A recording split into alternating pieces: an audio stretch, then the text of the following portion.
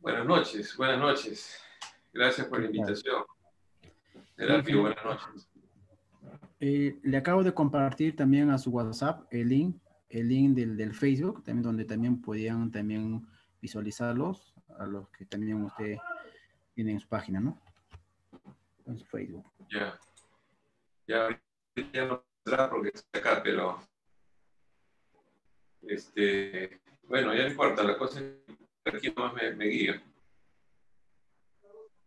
Ya. No puedo entrar a mi WhatsApp porque algo está pasando con mi celular, pero Ya, ok, ingeniero, no se preocupe, ya ahí estamos igual. Entonces, le dejo la presentación, ingeniero, para que usted ya pueda realizar y también para que sepan los demás participantes quién es Ismael Oriana Mora. Usted tiene acuerdo. Gracias, ingeniero. muchas gracias. Lo que quiero hacer es...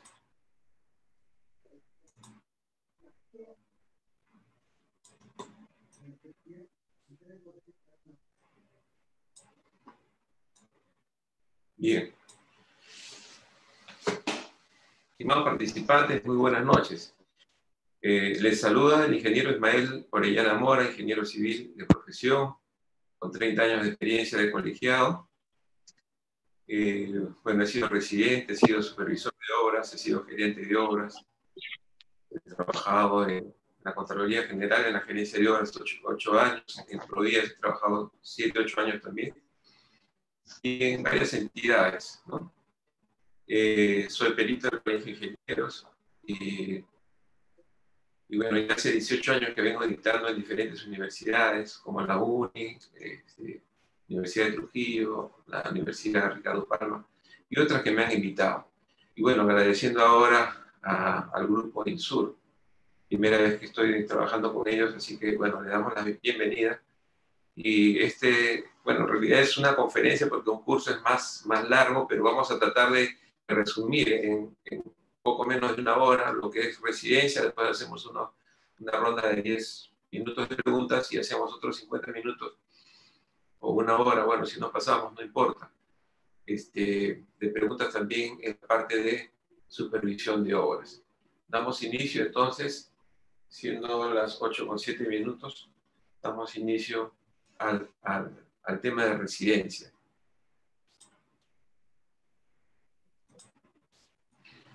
¿Quién es el ingeniero residente? El ingeniero residente es el representante técnico del ejecutor, es decir, el contratista. Debe ser un profesional de la ingeniería o también arquitectura, que lo prevé el reglamento de contrataciones del Estado, con los conocimientos técnicos mínimos necesarios para velar por la adecuada ejecución de la obra en concordancia con los planos del proyecto, con las normas técnicas de construcción vigentes, con las especificaciones técnicas, ¿no? Con la planificación estipulada para la ejecución y en general con las condiciones acordadas legalmente con el contratante de la obra en cuestión, que normalmente es una entidad del Estado o también puede ser una entidad privada. En ambos casos es el mismo nombre, el residente de obra, ¿no? ¿Cuáles son las características mínimas personales con las que debe contar el ingeniero residente de una obra?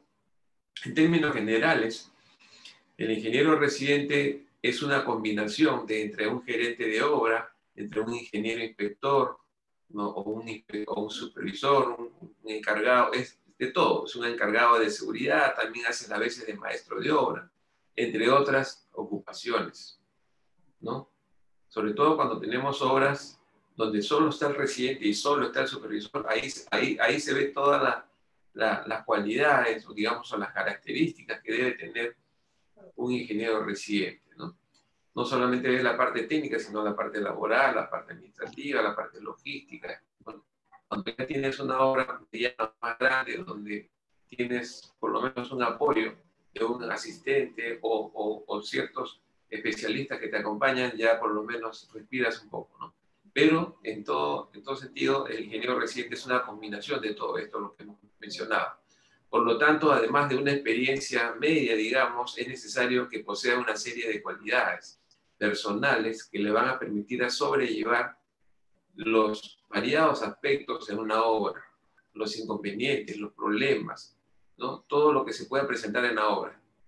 Digamos, no podemos decir que una obra civil no va a tener problemas. Siempre hay problemas, siempre hay eventualidades, pueden haber lluvias, pueden haber deficiencias del expediente técnico y todo eso hay que saberlo sobrellevar, porque el ingeniero residente es el jefe de la obra, como dice ahí, es el gerente de obra, es el maestro de obra, es todo, ¿no?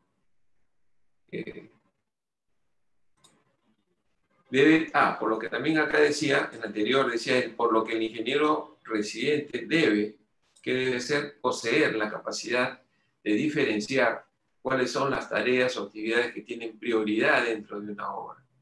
Si no sabemos, ¿no?, qué es lo que es primordial o qué es prioritario en una obra, mejor nos vamos a desarrollar otro tipo de profesión, ¿no? Lógicamente que esto se va aprendiendo con los años, con la experiencia, ¿no? Uno sale de la universidad y no es que ya nace sabiendo, ¿no? Porque dependiendo del tipo de obra, ¿no?, la magnitud de la obra, uno va adquiriendo experiencias y uno nunca termina de aprender, ¿no? O sea, yo no puedo decir que soy experto en residencia, soy experto en supervisión de obra, ¿no? ¿Por qué no? Porque en las obras que he estado para mí han sido muy importantes, ¿no? He aprendido mucho, pero si voy a otra obra voy a seguir aprendiendo otras cosas. La normativa va cambiando, entre otras cosas, ¿no? Tengamos en cuenta que pese a que toda obra debe contar con la adecuada planificación, muchas veces teórica, en el mayor de los casos, surgirán eventualidades que tienen que ser resueltas en el momento, sin darnos tiempo de recurrir al referido plan o asesorías externas para darle una solución. ¿Cuántos de ustedes habrán tenido experiencias en obras que quedan, pues, como por decirlo así, en el fin del mundo, ¿no? A 12 horas de la localidad más cercana, ¿no?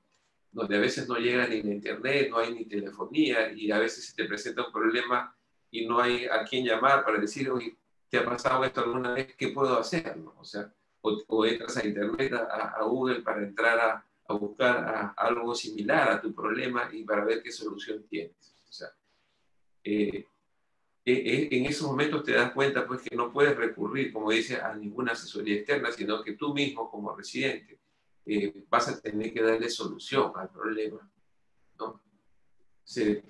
Un encofrado mal hecho, se te cae el concreto, vas a vaciar y se malogró la vibradora, no sé, una lluvia, estás vaciando una losa y viene una lluvia torrencial, o sea, ¿qué es lo que tienes que hacer o qué es lo que tú tienes que prevenir, ¿no?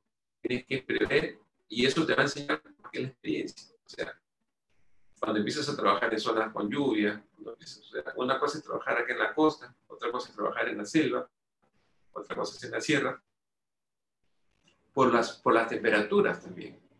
Yo he tenido, bueno, la suerte, si podemos llamarlo así, de trabajar en diferentes ámbitos, ¿no?, del territorio, a 5.000 metros de altura, ¿no? He trabajado 7 años también en Bolivia. La frontera con Chile, por ejemplo, está a 4.970. Por 30 metros estás a 5.000 metros, donde las temperaturas pueden bajar, pues, a 20 grados, 25 hasta 30 grados bajo cero, ¿no? Y entonces, si estás haciendo obras de concreto, tienes que tomar, ¿qué medidas tomar? No es que uso agua caliente, no es que de repente estás haciendo algunas cámaras, tienes que hacerlas prefabricadas y traerlas, porque la temperatura tan brusca de 16, 14 grados en el día a menos 25 en la noche no te va a dejar fraguar un concreto, ¿no? Como también cuando trabajas en la selva. Yo trabajaba en la selva boliviana, frontera con Paraguay, con Brasil, ¿no? Y entonces, sobre todo con Brasil, hace un calor tremendo que puede llegar a 38 grados, ¿no?, hasta 40 grados. Entonces tienes que estar también preparado físicamente y mentalmente para lo que se te viene en esos momentos. No puedes decir, me muero de calor, ¿no? Y a veces no tienes ni agua. Entonces, todas esas cosas tienes que pasarla y haberlas vivido para decir, bueno, y aún así no puedes decir que has tenido mucha experiencia, ¿no? La experiencia nunca se termina de aprender, ¿no? Uno siempre aprende cosas nuevas. Hoy día, en este curso, seguramente van a aprender algunas cosas nuevas también, ¿no? ¿Qué más debe ser el residente? Contar con una visión general de los potenciales problemas existentes en cualquier obra. Con la experiencia que te va dando los años, ¿no? Ya te das una visión general de los potenciales problemas que pueden haber en la obra. Y eso simplemente lo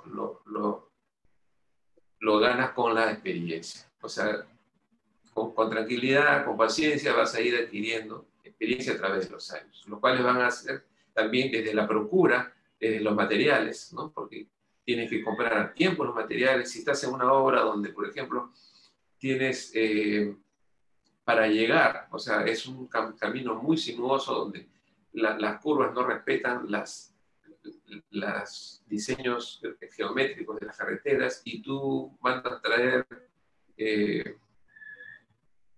500 bolsas o 1000 bolsas de cemento en un tráiler y el tráiler se queda a la mitad de camino porque no puede dar vuelta. Entonces, eso también tienes que prever al proveedor, no es decir, mándame, pero ojo, la carretera es muy sinuosa, es muy empinada, no me vayas a mandar un tráiler pues, de 22 metros de largo, porque no va a llegar a la obra, ¿no? Entonces, todo eso tiene que ver. Interrelaciones personales y estar preparado física, lo que les decía, y mentalmente para atenderlos de forma imprevista, de la manera adecuada, ¿no? ¿Qué más? Debe también poseer autoridad y capacidad de liderazgo para asegurar que se cumplan de forma estricta las condiciones de seguridad, calidad de los materiales de ejecución y los tiempos de ejecución que están relacionados con el rendimiento en las diversas tareas de la obra. Cuando hablamos de autoridad y capacidad de liderazgo, pues no es a gritar a la gente, no es a maltratar a la gente, sino que tienes que tener autoridad. Simplemente con que la gente te vea ahí, ya eres un respeto para la obra. Y eso solamente te lo ganas. Puedes ser líder, ¿no? Como que tienes que ser el líder, ¿no? No puedes estar ahí escondido y decirle al capataz, oye, dile a la gente pues, que no llegue tarde, o dile que trabajen bien. No, uno mismo tiene que hacer las cosas. Y si ves a un albañil que de repente está no, colocando mal su plomada, o decirle, mira, esto es así, ¿no? Esto es así. Yo dentro de en algún momento también he hecho eso. Le he dicho aquí, a ver, trae tu adilejo, agarra tu plancha y tú mismo le enseñas a tarrajear, ¿no? A colocar un ladrillo. Si es que no le está haciendo bien, por supuesto, ¿no? Como que alguna vez también he tenido que subirme a una retroexcavadora y hacer mi excavación y enseñarle cómo dejar el terreno bien niveladito, ¿no? Con la parte yo manejaba de todo, retroexcavadoras, tractores, ¿no? Y le ganaba cuando a veces iba en la noche estábamos haciendo línea de agua potable, le llevamos la comida al operador, mientras comía yo me ponía a trabajar ahí con la retroexcavadora para que no pare, ¿no? Pero tienes que tener, digamos, esa decisión, ¿no? O sea, y vas aprendiendo cosas en el camino, ¿no? O sea, y sobre todo yo siempre les recomiendo, ahí lo que dice es el rendimiento. Si es que yo no me fijo en el rendimiento, si yo no hago mínimo el rendimiento diario, ¿no? Que está en el análisis de precio unitario y tengo las cuadrillas que me dice el rendimiento, no voy a poder terminar mi obra, ¿no? Yo mis primeros pininos que se pueden decir que hice cuando estaba todavía estudiando ingeniería civil, los 2 últimos años yo trabajaba en obra como asistente de ingeniero residente, pero prácticamente hacía el trabajo de residente porque el residente no paraba en la obra, eran obras por administración directa. Y me he acordado, me ha venido a la mente ahorita, por ejemplo, que el trabajador de construcción civil gana un jornal, ¿no? Tú le puedes decir, bueno, haz lo que quieras y yo te voy a pagar tu jornal, pero no puede ser así. Yo les daba tarea, o sea, yo era como, o sea, era el asistente del residente, pero también hacía a veces de capataz.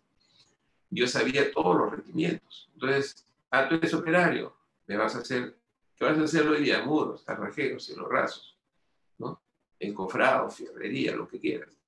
Tu rendimiento va a ser esto. Tú vas a trabajar con este peón y este peón va a ayudar al otro operario, porque un peón medio peón alcanza para 2 operarios en algunas partidas. Entonces, le daba su tarea. Y algunos, la mitad, más de la mitad terminaban a las 11:30, a las 12 de esta mañana se iban a su casa. Su premio era que el que terminaba se iba a su casa. Lo que tenían que hacer en 8 horas lo hacían en la mitad del tiempo. Y hay algunos que terminaban recién a sus 8 horas, 5:30 de la tarde, recién terminaban su tarea. Porque ese es un promedio, el que te da la KP con todos estos procedimientos, perdón, estos rendimientos son promedios, pero hay quienes son más hábiles y hacen más, avanzan más de ese promedio, ¿no? Entonces, ahí tienes que trabajar con esas personas. Pero si no estás en obra, no estás pendiente de eso, no te vas a dar cuenta. Con esto estamos refiriéndonos pues a una persona con capacidad de motivar. Eso, tienes que motivar a la gente, al equipo de trabajo, antes de provocar problemas adicionales por ser intransigente o arbitrario. Obligación contractual. En realidad no existe una definición textual, ¿no? Si ustedes buscan cuál es exactamente la obligación contractual del ingeniero residente en la obra. Sin embargo, estas obligaciones van a depender básicamente del estipulado en los contratos. Los contratos, las bases, términos de referencia. Lo mismo que van a depender del tamaño, envergadura y complejidad pues, de la obra, ¿no? Así como de las disposiciones establecidas en la normativa de ejecución de obra.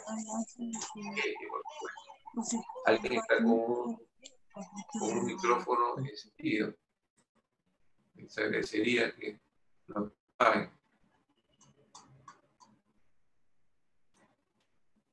Bien. Entonces, va a depender todo esto de la complejidad, envergadura, tamaño de la obra, ¿no? Como de las disposiciones vigentes establecidas en la normativa de ejecución de obras, de los documentos contractuales que hemos mencionado, en los contratos. Hay que cumplir lo que dice el contrato. En el contrato tiene penalidades, tiene especificaciones constructivos en las especificaciones técnicas, tienes planos de los cuales así tienes que hacer el proyecto, etc., ¿no? Las bases integradas, todo ello que conlleva a describir lo que es la obligación contractual, ¿no? Sin embargo, también podemos señalar algunas obligaciones en cuanto a la ejecución de la obra, como es el caso de verificar el estricto cumplimiento del proyecto en lo referente a los planos y especificaciones técnicas. El residente tiene que empaparse bien de lo que es el proyecto, de lo que es los planos, o sea, dar una revisada. Más aún en la ley de contratación del Estado, en el reglamento, establece que hay que hacer una revisión inmediatamente iniciada la obra, ¿no? ¿Se acuerdan? No me acuerdo qué artículo es, pero dice que tienen dentro para obras menores a 120 días y mayores a 120 días, menores a 15 días y mayores a 30 días. Para el supervisor, menores a 120 días, el plazo de las obras es 7 días para opinar también, ¿no? Y mayores a 120 días, 10 días, ¿no? Entonces, ahí también entra esta parte, ¿no? Lo que antes se le llamaba el estudio de compatibilidad, el informe de compatibilidad, ¿no? También tiene que realizar el control topográfico de los trabajos en ejecución, a fin de establecer que el alineamiento y niveles sean correctos y de acuerdo al proyecto. Yo no puedo iniciar ninguna obra si yo no tengo mi levantamiento topográfico, mi trazo topográfico, ¿no? O sea, si tengo una edificación, tengo que ver mis linderos, ¿no? Y también tengo que ver mis niveles, ¿no? ¿A dónde va a ir mi nivel cero? Hay obras que no hay veredas todavía de repente, ¿no? En el futuro va a haber veredas, pero yo tengo que, no voy a hacer que yo pongo mi nivel cero en un nivel y cuando vengan y pongan la vereda va a quedar 20 centímetros encima. Y mi propiedad va a quedar por abajo o por encima, ¿no? Eso es lo que pasa, por ejemplo, ahorita estamos haciendo una carretera en Arequipa, camino a Yura, y esta carretera pues está hecha sobre, claro, está en espacio porque la carretera, o sea, ya estaba planificada la carretera desde hace muchos años atrás, pero la topografía, digamos, acá hay una casa, acá a esta altura, al costado hay un vecino que está 2 metros abajo, al otro costado y otro que está medio metro más arriba, y todos han ido construyendo de acuerdo a cómo estaba la topografía. Y ahora que están haciendo la carretera, tenemos problemas para conectar con lo que, las entradas. Para los garajes, unos van a quedar arriba, otros van a quedar abajo. La vereda queda encima, medio metro de la entrada de la puerta de la casa. O sea, todo un problema, ¿no? O sea, estamos tratando de uniformizar. Y todo eso ha conllevado a que se generen adicionales y, por tanto, ampliaciones de plazo, ¿no? Bueno, ya eso es lo que pasa en una planificación, digamos, cuando hay invasiones, una mala planificación, ¿no? Y empiezan a construir sus casas donde las ha tocado, pero no hay ninguna nivelación. Y cuando empiezas a hacer el plano topográfico, te das cuenta que no cumplen las pendientes mínimas que tiene que haber, ¿no? Y entonces ahí vienen los problemas. Realizar también el control tanto de campo como de laboratorio que sean necesarias para acreditar la buena calidad de los materiales y de los trabajos ejecutados, ¿no? Buenas pruebas que son su responsabilidad y que deberán ejecutarse con los equipos adecuados de acuerdo a las normas técnicas para cada caso. Ahí vemos una fotografía del famoso cono de Abrams. Sabemos que esto sirve para medir la consistencia del concreto, ¿no? Está normado. Y bueno, también al costado tenemos un laboratorio donde llevamos, después de haber hecho la consistencia, también tenemos que sacar probetas, ¿no? ¿Qué les puedo decir? Los laboratorios deberían ser, pues, en lo posible, aprobados o referenciados por INACAL, ¿no? Y yo siempre les comento en mis charlas que cuando yo, por ejemplo, llevo mi probeta, si voy a un laboratorio y yo le pregunto al laboratorista, le digo, esta prensa donde vamos a hacer los ensayos, ¿hace cuánto que no le ha calibrado? Y de repente le contestan, yo la tengo hace 4 años y me está funcionando perfectamente. Un momentito, pero gracias, me voy a ir a otro laboratorio, ¿no? ¿Por qué? Porque si me está diciendo que en 4 años no le ha hecho ninguna, ¿cómo se llama? Calibración, entonces ya eso está pues dando una mala información de datos, ¿no? Las prensas, como muchos equipos, se deben de calibrar a lo mucho cada 6 meses, ¿no? Cada 6 meses. Si es que un laboratorista me dice, pues no, desde que la he comprado hace 4 años, no me está funcionando perfectamente, mentira, porque no es así, se van a descalibrar. Entonces, muchas gracias, me voy a llevar mis probetas a otro laboratorio que sea más confiable, ¿no? Contar con el equipo mínimo necesario para la realización de las pruebas, ¿no? De campo, para el control de calidad de los diferentes trabajos. Normalmente en las bases del contrato, ¿no? Se establece una cantidad de equipos mínimos y también una cantidad de, si es una obra que tienes que tener un laboratorio, por ejemplo, una carretera, tanto el contratista como el supervisor tienen, digamos, un laboratorio, y ese laboratorio tiene también equipos mínimos que deben de tener, ¿no? Por ejemplo, los tamices, ¿no? Para tamizar, digamos, la granulometría, para determinar la granulometría del suelo, del material que se va a usar, hornos, prensa, ensayos de compresión, bueno, todos los equipos que ven ahí, ¿no? Una compresora, bueno, esos son equipos también que tienen que tener, que tienen tantos volquetes, tantas maquinarias, todo eso se refiere a equipos mínimos necesarios que deben cumplir, ¿no? En los plazos establecidos en tu cronograma. Realizar los trabajos de obra en conformidad con el expediente técnico, utilizando todos los materiales requeridos, empleando procedimientos adecuados, ¿no? Bueno, ahí he puesto algunas que otras fotografías de procedimientos constructivos.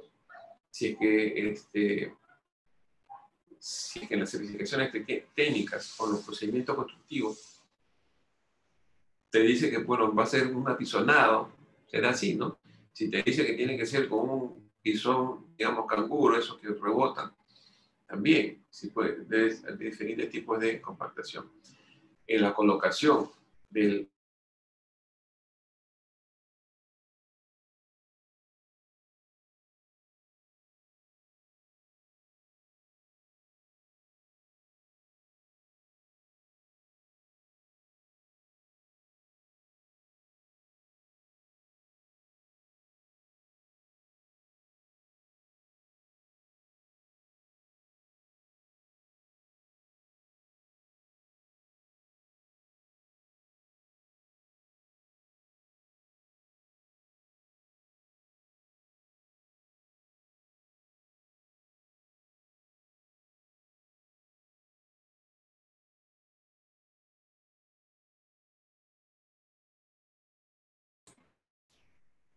Perdón, sí, estaba con mi micrófono apagado. Sí, ya está escuchando, ¿sí, no? Sí.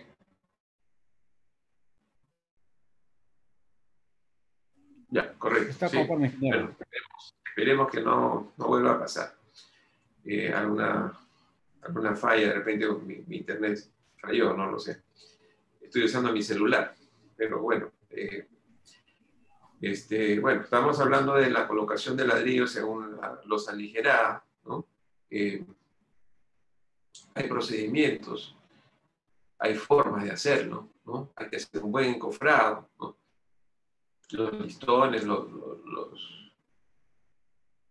pies derechos, todo tienen una dimensión mínima, ¿no? Hay que colocar, pues, por ejemplo, si estás colocando el acero en las viguetas, que no estén sobre el encofrado, porque después cuando se encofra va a quedar ahí y eso tiene que tener un recubrimiento mínimo, ¿no?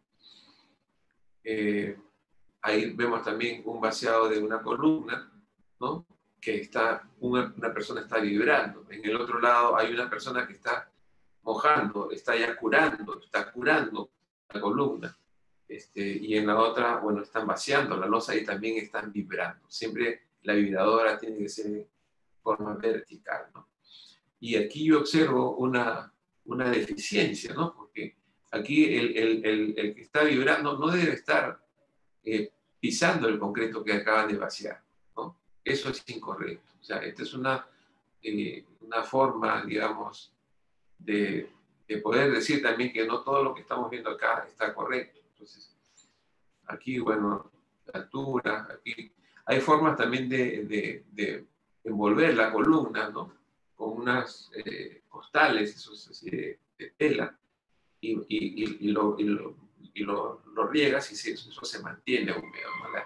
Es muy importante, dentro también de mi experiencia, he sido auditor de la Contraloría General de la República y he trabajado en varias entidades, en OSIS, he sido jefe de OSIS, también en Provías. Y entonces, por mi experiencia, muchas veces hemos encontrado elementos estructurales, llámase vigas, losas, columnas, que no llegan a alcanzar la resistencia de diseño y apenas están con un 60, 65, 70%. Y lo que yo he deducido es que no ha tenido un buen curado. Te presenta una resistencia de 240, 220, 225, claro, porque la probeta está en un recipiente con agua. Y la llevas a los 28 días, la sacas y lo llevas al laboratorio y lógicamente que te van a dar, y es más porque ha sido con un concreto mezclado. Pero si no has curado ese elemento viga, columna, losa, si no lo has curado, apenas va a llegar la resistencia. En varias obras he encontrado eso, ¿no? Eso yo les recomiendo mucho, que no nos descuidemos del curado por lo menos 7, 8 días, ¿no? Más aún en zonas, yo he ido a Iquitos varias veces a ver obras y, por ejemplo, estaban haciendo un puente y fue un día sábado, el día viernes se habían vaciado un paño y ese ya no habían echado agua ayer, el otro recién estaban curando.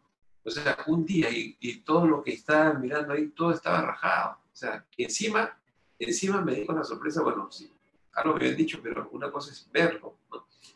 en Iquitos no hay piedra chacada, ni piedra entera. Entonces, allá utilizan el mortero estructural, ¿no? Simplemente cemento y arena, porque no hay piedra. Y encima no lo curan bien, está todo rajado, ¿no? Les recomiendo eso. Hay que tener mucho, mucho cuidado, porque si no, el concreto necesita agua. Bueno, salvo que estés usando algún aditivo y que ya no necesites, ¿no? Algún aditivo químico, o un aditivo acelerante de fragua, o plastificante que te ayude, ¿no? Pero si no estás usando nada de aditivos ni nada de esas cosas, el agua es lo fundamental, por lo menos 7, 8 días. No hay que descuidarse de eso, ¿no? Realizar las pruebas de control de calidad establecidas tanto de los materiales usados como de la obra en general. Bueno, aquí hemos hablado un poco también del cono de Abras y del vibrado en el concreto. Verificar si las especificaciones técnicas y planos están de acuerdo a la realidad y en caso de presentarse algún desaveniente, presentar la consulta al supervisor o inspector de ser el caso y esperar por las variaciones o modificaciones al proyecto que ellos consideren sean necesarias introducir como resultado de las condiciones existentes en campo durante la ejecución de los trabajos, ¿no? Hay que verificar las especificaciones técnicas, los planos, y si encuentran alguna deficiencia, pues hay que elevar la consulta al supervisor. Si el supervisor no puede, hay que elevarla al proyectista, ¿no? Llevar el cuaderno de obra, anotando las incidencias que ocurran durante la ejecución de la obra y las consultas, respuestas, variantes, reparos, resultados de las pruebas, ¿no? Prepararse ya hojas impresas para hacer protocolos de calidad, ¿no? Para hacer protocolos. Parece que hay algunos que no me están escuchando. Yo acá lo veo mi señal bien. Bueno, esperemos que no sea todos los que no me están escuchando. Yo estoy mirando el chat, por si acaso. Estoy mirando el chat. Entonces, si no me escuchan, me avisan. Pero al parecer, a veces es también la señal de ustedes, de algunos de ustedes que de repente por ahí se pierde, ¿no? Hay que hacer, por ejemplo, las consultas a tiempo. Las consultas no las voy a hacer, pues, ya hoy día estamos el lunes, ¿no? El viernes empieza a afectar la ruta crítica y yo tengo alguna duda y recién empiezo a hacer la consulta, ¿no? Entonces, sobre todo cuando es consultas al proyectista. Entonces, hay plazos en el reglamento de contrataciones del Estado. Entonces, justamente cuando ustedes piden una ampliación de plazo porque te ha afectado la ruta crítica, esa palabra que dice por causas no atribuibles al contratista tiene que quedar limpia esa palabra, porque si yo hago la consulta hoy día y pasado mañana vence la ruta crítica, no le estoy dando los 4 días al supervisor, los 5 días para que eleve la entidad y los 15 días para que la entidad consulte con el proyectista. Entonces van a decir, tú te has demorado en hacer la consulta y por lo tanto es causas atribuibles al contratista y te van a denegar la ampliación de plazo. Entonces hay que hacer las consultas, como dice acá, a tiempo, ¿no? Antes de que se venzan los plazos. Controlar permanentemente el avance en la ejecución de las obras con respecto a la programación y al calendario valorizado, ¿no? Cuando la obra se encuentre con un atraso importante, se procederá conjuntamente con el supervisor a la reprogramación del cronograma de avance, bueno, internamente, porque si es que, porque el tema del atraso no es llegar a fin de mes y, me he caído debajo del 80%, estoy atrasado. No, es día a día, es día a día. O sea, yo les recomiendo a los residentes que se hagan en su oficina de obra, se hagan un cronograma ahí, grande, ¿no? Y debajo de una barrita en blanco con cuadritos para que vayan marcando y vayan pintando ahí la fecha que van ejecutando cada partida y se pueden dar día a día cuenta si están atrasados o no. Eso es lo básico. Control de las medidas de seguridad. Coordinar con el supervisor a fin de adoptar las medidas más adecuadas para garantizar la seguridad de la obra, evitando así la ocurrencia de accidentes, tanto de su personal como de terceros. hay que tener al día las normas de seguridad, ¿no? Hay obras en que hay un especialista de seguridad, bueno, ya ahí descarga la responsabilidad en estas personas, pero no deja también de la responsabilidad del residente, ¿no? Que si el residente ve a algún operario, algún peón que se ha quitado las botas o que no tiene casco, o que está en altura sin algún arnés, sin la línea de vida, etcétera, inmediatamente llamarle la atención, ¿no? Cumplir con las normas de protección de instalaciones vecinas, ¿no? Y de seguridad dentro del área de proyecto. Dentro de mis trabajos que yo hago, también hago peritajes. Y, por ejemplo, la semana pasada me llamaba una señora, a veces estaba asustada. Así como alguien así como usted preguntó quién es el perito. Bueno, yo soy perito, me llamaron, entonces fui y resulta una señora que están haciendo un edificio al lado de su casa y la casa se le está rajando. No es una casa antigua, pero igual, eh, en este caso lo que dice son las normas de las instalaciones vecinas, ¿no? En este caso habían entrado debajo de su casa, ¿no? Para anclar una pantalla de concreto, anclarla con cables, ¿no? Inyectan concreto, pero la señora estaba en pánico, ¿no? Bueno, a mí también me ha pasado cuando he construido edificios en Santa Cruz, en Bolivia, la primera vez, un edificio de 7 pisos, allá la resistencia del suelo es selva, ¿no? La resistencia del suelo es 0.25. Y empezamos a hincar los pilotes y venía la gente, se me está rajando mi casa, ¿no? El otro. Los mismos ahora. O sea, todos esos movimientos que ocasionan las vibraciones de las maquinarias y en las casas vecinas. Por eso es importante también hacer una revisión antes de iniciar la obra, entrar a la casa, tomar fotos. Felizmente que habían entrado a la casa esta señora, tomando fotos y no habían rajaduras. Las rajaduras han aparecido después que han empezado a hacer la obra. Y todo eso tiene que estar cubierto por una póliza CAR, ¿no? Que cubra todos estos daños que se pueden generar, ¿no? Como estamos de tiempo, vamos a avanzar un poco porque creo que no vamos a terminar. El reglamento, el artículo 179 del reglamento de la Ley de Contratación del Estado, Decreto Supremo 344, 2018, dice que el residente debe estar, su presencia debe ser permanente y directa en la obra. Debe ser colegiado, habilitado, ¿no? Especializado, designado por el contratista previa conformidad de la entidad. Puede ser ingeniero o arquitecto, según corresponda, ¿no?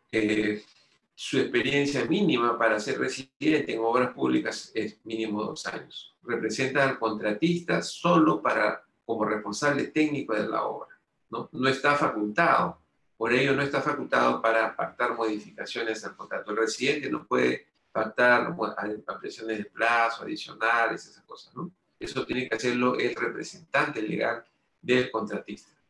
Y también la norma dice que no puede prestar servicios en más de una obra a la vez, salvo cuando es obras por paquete que ya lo establece. Hay paquetes que se licitan, dicen que este paquete está compuesto por 2 obras o 3 obras. Entonces hay un solo residente y un solo supervisor, salvo con esas excepciones, ¿no? Funciones del ingeniero residente. ¿Cuáles son las funciones del ingeniero residente? Como señalamos en la introducción al presente artículo, las funciones del ingeniero residente no están por lo generalmente definidas, salvo las que están referidas a las mismas condiciones de contratación de la obra, las cuales, por cierto, suelen ser poco específicas o muy generales, ¿no? Así, algunas de las funciones del ingeniero residente son las siguientes: asegurarse que los materiales que ingresan a la obra satisfacen las especificaciones técnicas respectivas y que el proveedor de estos materiales esté adecuadamente certificado, ¿no? Certificado por los organismos e institutos correspondientes. Si voy a comprar ladrillo, ese ladrillo tiene un certificado de calidad, ¿no? O de repente me llevan a su fábrica, lo llevo al supervisor y mira, acá estamos haciendo los ensayos, escoge tú el ladrillo, se le hacen los ensayos y cumplen las especificaciones técnicas, cumple la resistencia que mandan las especificaciones técnicas. Adicionalmente, asegurarse que en la obra se cuenta con los espacios adecuados para el correcto almacenamiento de los materiales. A veces no se encuentra espacio, entonces habría que alquilar un local cerca por ahí para poder estar llevándolo y trayéndolo. También hay formas de contratar a una empresa que ya te haga todo el corte, te trae ya los fierros, las armadas, las zapatas armadas, las columnas, listos para colocar, y viene con tu mixer y vas vaciando, ¿no? Hay formas, para eso somos ingenieros, para ingeniarnos estas cosas, ¿no? Mantener un estricto control en la calidad de ejecución y dosificación en las labores como compactación, excavación, trabajo de concreto, en general en aquellas tareas que involucren cierto nivel de complejidad en la elaboración y colocación del componente de la obra. Prever y ordenar los ensayos de materiales y pruebas de resistencia de los elementos que sean pertinentes en función del tipo y la normativa del sector, ¿no? O sea, si estoy haciendo concreto es esto, si estoy haciendo carreteras donde tengo que hacer bases, tengo también que hacer otro tipo de ensayo. Si estoy haciendo pavimentaciones, también tengo que hacer otro tipo de ensayo, lo que ordene el sector, ¿no? Si estoy haciendo un edificio, un hospital, por ejemplo, tengo que basarme en las normas técnicas de salud, ¿no? Por ejemplo, en hospitales, ahorita yo trabajo en una empresa constructora que estamos haciendo, la mayor parte de las obras son hospitales. El hospital, por ejemplo, te pide un ladrillo tipo 5, que cualquier otra obra no te pide ladrillo tipo 5, porque es la misma dimensión que el tipo 4, pero tiene menos porcentaje de vacíos y tiene más resistencia a la compresión, ¿no?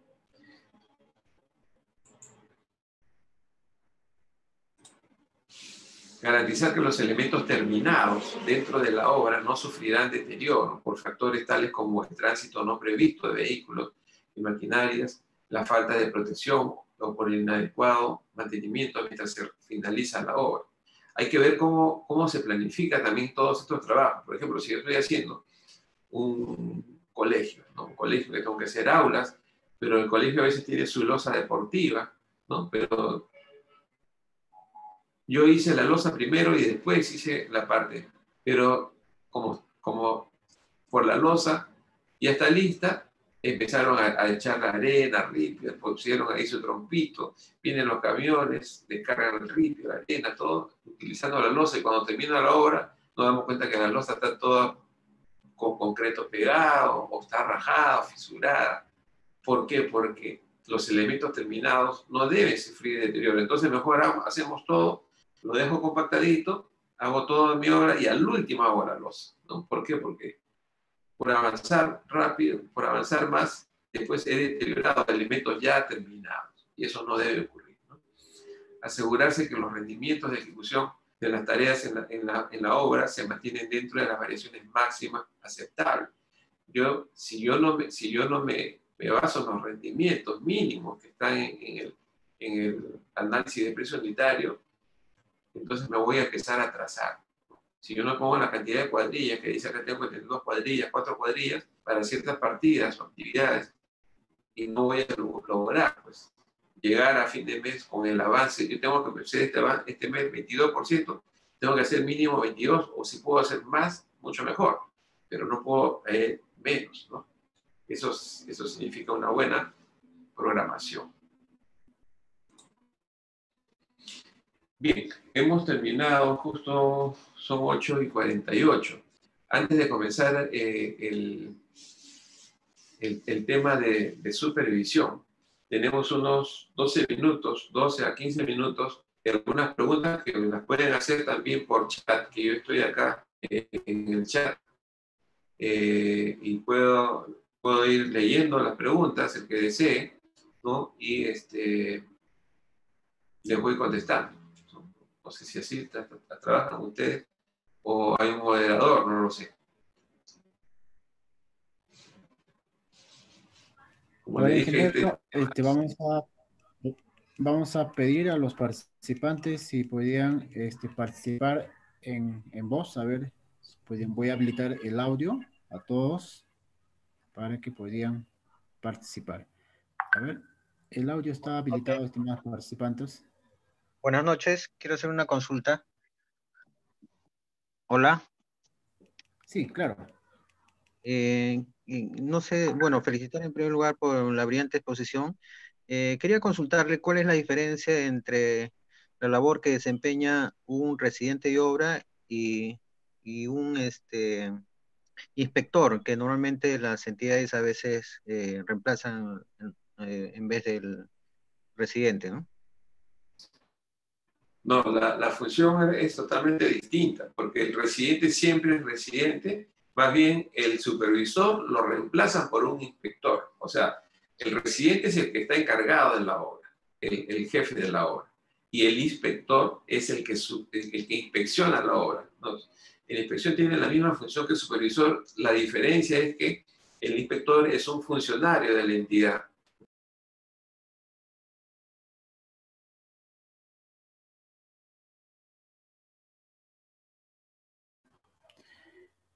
Bien, me parece que... Ahí está, acaba de regresar el ingeniero.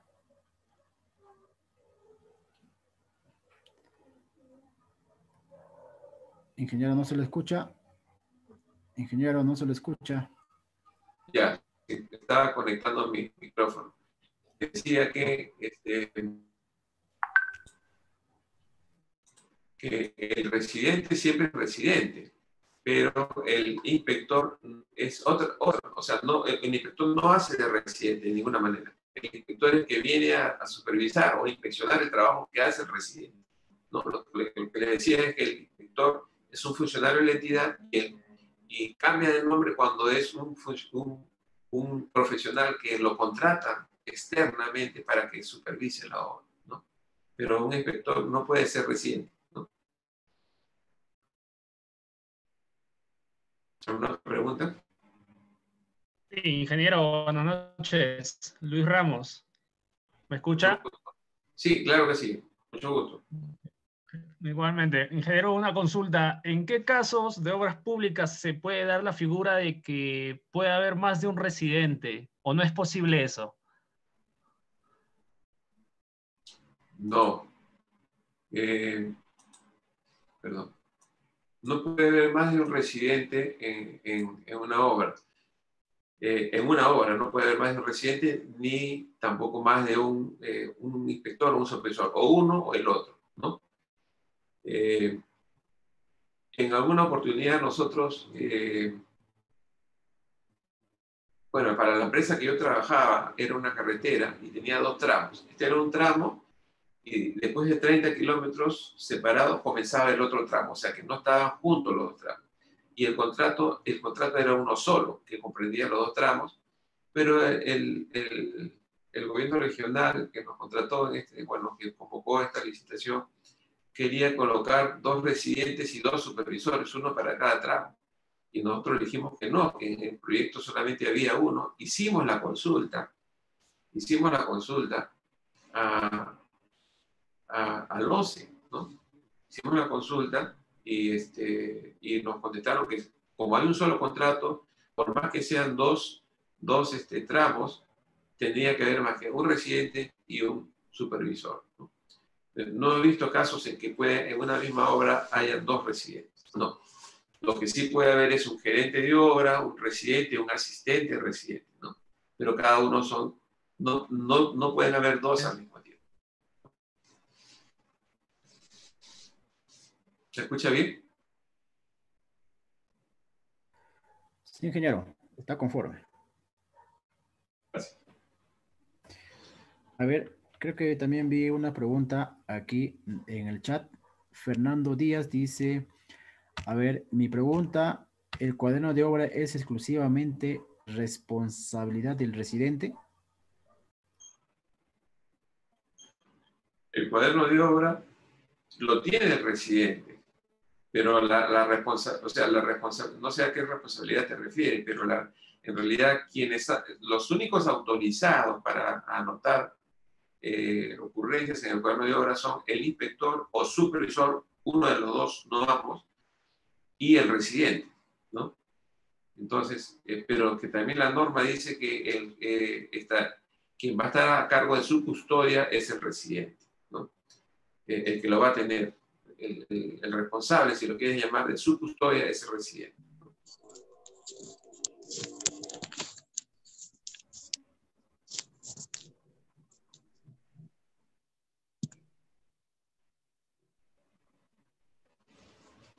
Bien, a ver, vamos a ir a nuestra página. Hay otra pregunta de Pierina Collao, a ver, ingeniero, si lo visualiza. Estoy leyendo. Dice, buenas noches, una consulta según el reglamento para ser residente se necesita 2 años de experiencia, pero ¿cómo gana uno esa experiencia si recién empieza? Buena pregunta, sí, gracias. Bueno, en realidad esa experiencia hay que ir ganándola, o sea, para el Estado te piden 2 años de experiencia, pero tú puedes acreditar que has sido residente en un edificio, en otro lado, ¿no? De una obra privada, que tengas tu certificado también debe valer, ¿no? O empezar también como asistente de residente, ¿no? Claro, que nunca te van a decir, vale como asistente para residente, ¿no? Pero la única forma de ganar experiencia es en la parte privada, ¿no? En la parte privada tienes alguna bolita por ahí, logras sacar pues 1 año de experiencia como residente, un pequeño edificio, una casa, lo que sea, pero ya tienes, es la única forma. Todos tenemos que ir comenzando de esa forma. En la parte privada a veces no te piden pues una experiencia de 1 año, 2 años, ¿no? Pero en el Estado sí. En el Estado, y como, claro, tu inquietud dice, ¿cómo gano esa experiencia? La única forma tendría que ser en la parte privada, ¿no? Roycer también pregunta, ¿la experiencia cuenta después del colegiado? Correcto. La experiencia cuenta después del colegiado. Entonces, es importante que nos colegiemos, ¿no? Siempre, o sea, tú puedes tener 30 años de haber salido en la universidad. Por ejemplo, yo, ¿no? Yo salí y a los 4 meses saqué mi tesis, ¿no? Porque yo fui el primero de mi promoción que dije, bueno, yo al principio quería hacer una tesis grande de estructuras, de no sé cuánto. No, al final hice lo más sencillo, una tesis de saneamiento, ¿no? Y para una municipalidad la cosa era sacar, ¿no? Y ese proyecto sirvió para ejecutarse después, ¿no? Pero, como dice la pregunta, cuenta a partir de la fecha en que te colegias, ¿no? En que estás colegiado. Preguntan también en el contexto actual de la pandemia COVID-19, ¿cuál es el procedimiento para incorporar y sustentar los sobrecostos como medidas de prevención en los expedientes técnicos que se van a formular así como en las obras en ejecución? ¿Cuál es el proceder del presidente en caso de obra y del formulador en caso de que elabora el expediente técnico? Bueno, la directiva 05 del 12 establece pues que te consideran, cuando tú has presentado tu ampliación excepcional, ¿no? Y para las obras que recién están ahí también hay un detalle, ¿no? Para las obras que estuvieron paralizadas por la pandemia, han iniciado y su contrato se ha modificado por el COVID, o sea, el rendimiento para terminar esa obra ya no, o sea, si te faltaba, si tu saldo era 4 meses para acabar la obra, bajo COVID, ¿no? Por el distanciamiento social y las medidas sanitarias que establece el Ministerio de Salud, ya no lo vas a terminar en 4 meses, sino en 5 o en 6 meses, ¿no? Lo mismo también para los que formulan expedientes técnicos. Hay unos criterios técnicos que ha establecido el Ministerio de Economía y Finanzas, ¿no? Ahí buscan los criterios de economía para la formulación de expedientes técnicos bajo COVID-19. ¿no? Eduardo Vera pregunta, una consulta, cuando la obra termina, el cuaderno de obra, ¿quién es responsable de tenerlo para que le entregue a la entidad? Buenas noches. ¿Aló?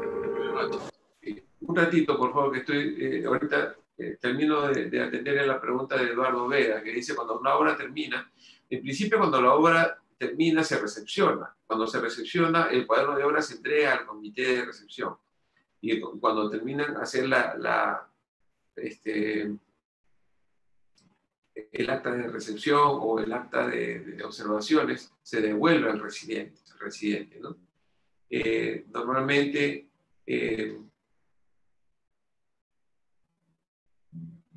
entonces, Claro, el reglamento no te establece, pero en la liquidación tampoco te dice que tienes que entregar el cuaderno de obra, solamente la parte del original, ¿no? Pero ahí también se puede entregar el cuaderno de obra. Hay un vacío en la norma porque justamente por eso preguntan, me imagino, ¿no? Que el cuaderno de obra en qué momento se entrega, ¿no? En la parte de la liquidación tampoco lo dice, pero varias veces hemos tocado esos temas.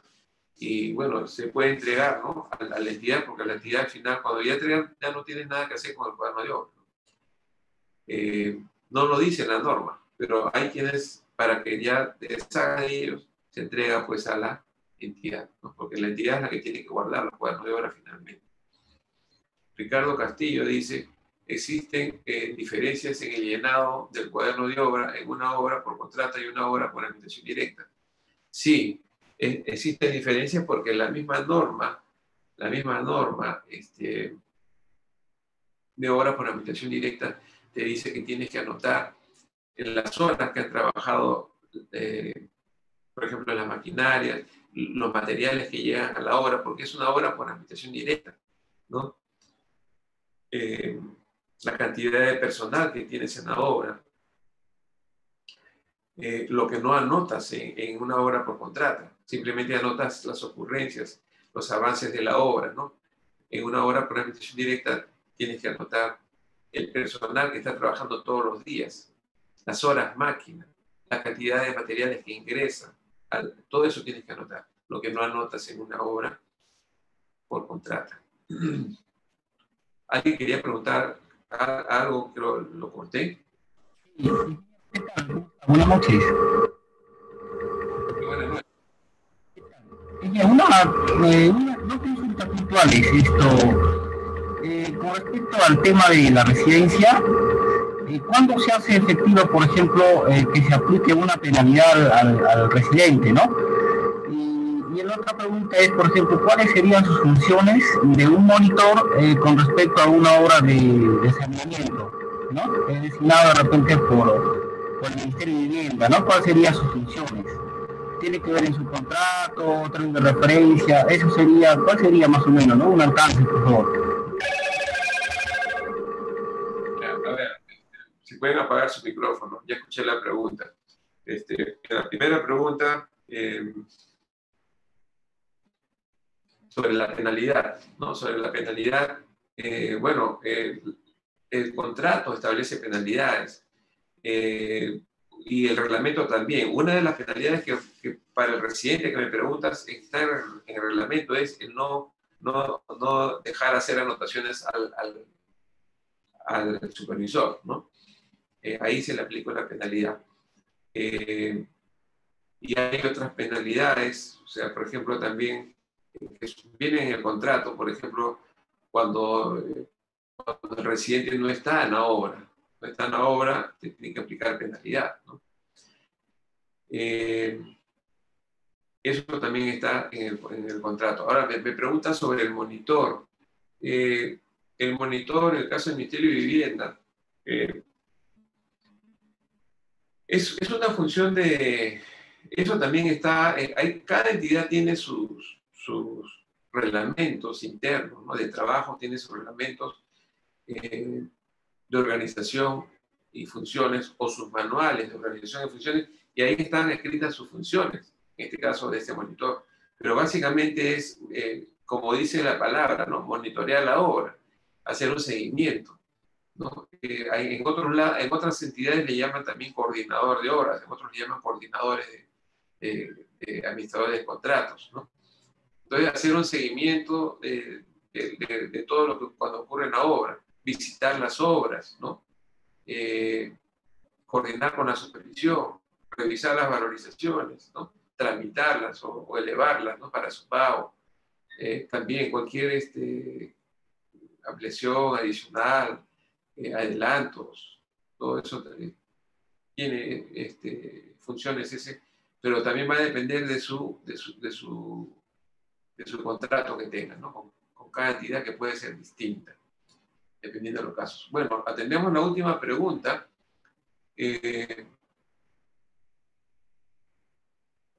las dos últimas preguntas y cerramos porque tenemos que comenzar con el tema de supervisión, ¿no?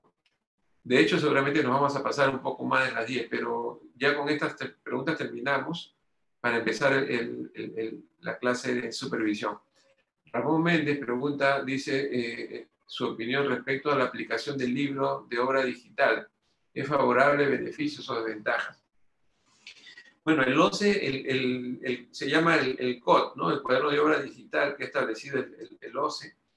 Es una herramienta muy buena, yo creo, o sea, a mi parecer, ¿no? Pero yo sé que ya están teniendo, de arranque ya están teniendo dificultades. El otro día alguien me preguntó también, estoy dando un curso y unos alumnos me preguntan, hasta ahora no puedo no me habilitan el cuaderno de obra digital y no puedo iniciar la obra. Claro, es más fácil comprar un cuaderno de obra físico, llevarlo a un notario y ya pues empezar anotaciones, pero se está teniendo todavía problemas. O sea, cuando ya empieza a funcionar esto, yo creo que inclusive el reglamento va a tener que adaptarse también a estos cuadernos de obra, ¿no? Porque en corto plazo, cuando ya empieza a funcionar esto, va a tener sus dificultades, ya las están habiendo, ¿no? Pero cuando ya empieza a funcionar, por ejemplo, si el residente hace una consulta al supervisor, ¿no? Entonces, yo estoy acá en mi laptop, hago mi consulta, grabar y automáticamente le va a llevar el aviso, la alerta al supervisor, ¿no? Y, me ha llegado el residente ha hecho una pregunta. O de repente es una consulta que le está haciendo a la entidad. Ahora, el supervisor va a ver y se va a tomar sus 4 o 5 días para elevar a la entidad. Pero al mismo tiempo hay un monitor de la entidad que va a leer tanto las anotaciones que hace el residente como el supervisor. Y si es que si detectaron una pregunta, ¿para qué esperar los 5 días que se demore el supervisor en elevar la consulta? Directamente imprime o le manda de una vez al proyectista, ¿no? Esas cosas tienen que ir cambiando. Yo lo veo muy útil, no solamente como cuaderno de obra, sino que va a ser una herramienta de gestión, ¿no? Que va a ayudar a poder gestionar, por ejemplo, una impresión de plazo, un adicional, el monitor, que puede ser también alguien de la gerencia de infraestructura, va a estar visualizando las anotaciones que hace tanto. No pueden hacer ellos anotaciones, pero pueden visualizar las anotaciones que hace el residente y que hace el supervisor o inspector. Entonces, si le sacan provecho a este cuaderno de obra digital, va a ser muy útil. A mi parecer, va a ser muy útil. Pero también va a ir de la mano con que el OCE vaya haciendo algunos ajustes o modificaciones en el reglamento, ¿no? En el reglamento. Ya la última pregunta, Edwin dice, si en una obra de supervisión ha sido ganado como persona natural y al inicio de la obra en el asiento indican que hay jefe de supervisión, como quien responsabilizar a otro profesional que va a estar a cargo de la supervisión. Ingeniero, dice, ¿eso es legal o se estaría incurriendo en una falta grave? Si fuese así, como residente, ¿qué medidas se puede tomar? A ver, voy a tratar de entender la pregunta. Si en una obra la supervisión ha sido ganado como persona natural, claro, solamente un solo supervisor, y al inicio de la obra en un asiento indican que hay jefe de supervisión, como quien responsabilizar a otro profesional que va a estar a cargo de la supervisión. A ver, no sería legal, ¿no? Porque tendría que, para ser jefe de supervisión, tendría que ser una consultora. Una consultora sería...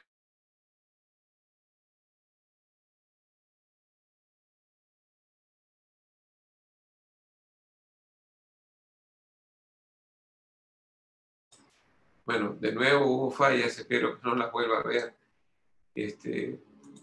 Lo que decía era que para un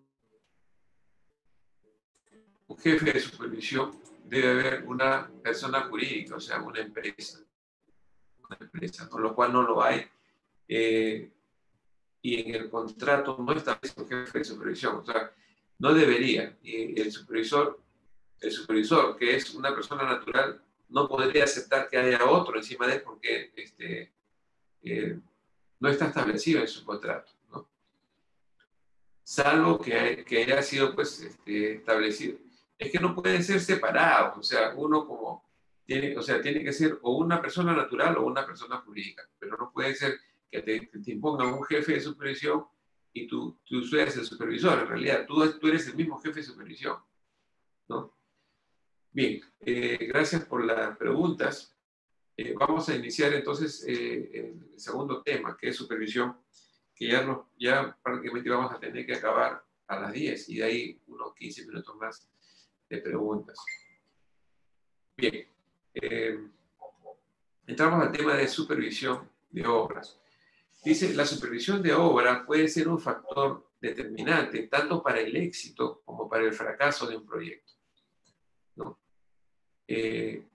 Un número grande de problemas estructurales, si queremos llamarlo así, y de servicio en las construcciones no son atribuibles a las deficiencias o a deficiencias de diseño o de los materiales, sino principalmente al mal desempeño de la supervisión. La supervisión de obras se enfrenta no solo a problemas de carácter técnico, sino también a conflictos generados por la interacción humana. Pero lo que me llama la atención es que dice acá que la supervisión puede ser un factor determinante para el éxito como para el fracaso del proyecto, ¿no? Además de las competencias necesarias para afrontar los problemas de carácter técnico y humano, el supervisor debe contar con un conjunto.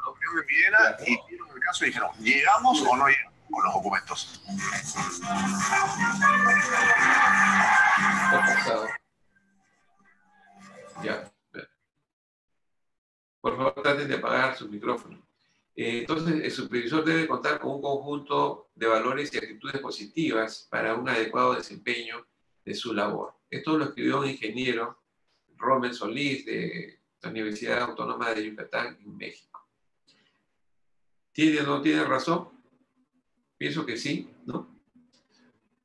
En el sentido de que si el supervisor, digamos, no lleva a cabo su labor, como dice, debe contar con un conjunto de valores y actitudes positivas, ¿no? En la supervisión podemos hablar muchas cosas. Hay quienes se creen supervisores, pero no lo son, porque les falta justamente esa parte de contar con esas actitudes positivas, o son muy negativos, ¿no? Y más bien le hacen la vida imposible al residente, ¿no? Lo que no debe ser. Un supervisor más bien debe ser como, debe apoyar, entre comillas, al residente. Al menos cuando yo he sido supervisor, sin inmiscuirme en sus funciones de residente, pero yo lo asesoraba porque tenía menos experiencia, lo guiaba, ¿no? O sea, ¿por qué no? ¿No? Si lo que queríamos era terminar la obra, si posiblemente es de tiempo, y terminar la obra de acuerdo a los planos. Lógicamente en el camino vas a tener ampliaciones adicionales, deficiencias de expediente técnico, pero hay que ir dándole soluciones, no poniéndole trabas al residente, ¿no?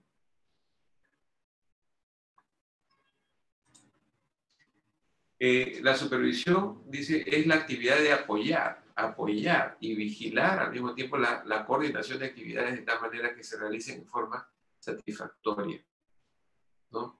En la práctica, el supervisor se encontrará con diversos problemas y situaciones imprevistas, pero debe tener la capacidad y criterio suficiente para poder resolverlos. Por eso también dicen que el supervisor mínimo debe tener la experiencia del residente, mínimo o un poco más, ¿no? En la ejecución de un proyecto de construcción que se pretenda desarrollar con la mayor satisfacción y beneficio, se deberá suscribir un contrato, bueno, con una empresa constructora y un contrato con una supervisora. Al contratar ambos servicios, la entidad logra la separación de funciones.